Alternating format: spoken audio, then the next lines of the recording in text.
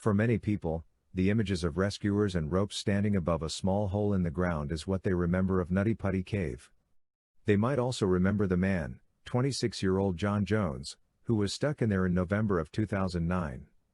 Rescuers thought they were going to free him, but after pieces of the cave wall broke from being anchored and pulled by ropes and straps, everyone knew there wasn't much more that could be done with the limited time they had.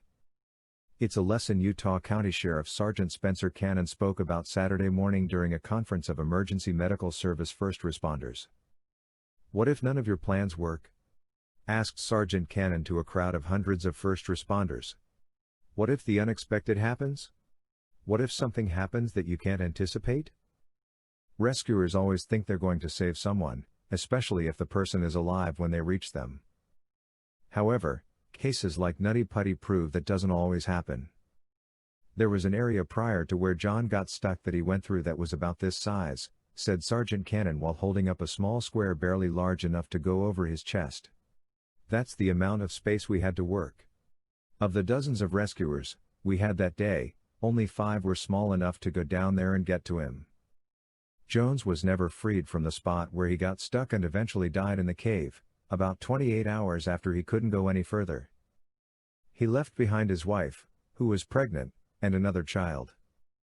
It's a story many people remember because of the tragic way in which he died. It's also an operation many first responders and search and rescue teams who were involved that day still talk about. Absolutely.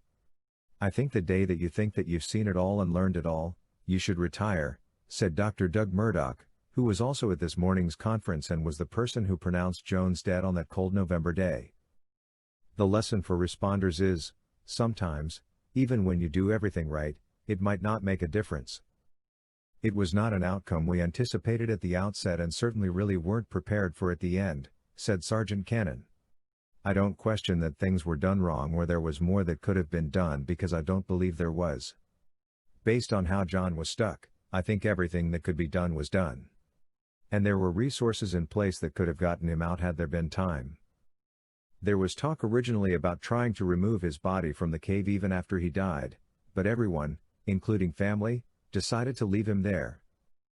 With all the search and rescue calls to the cave, the entrance to Nutty Putty was sealed off with concrete and has been closed ever since.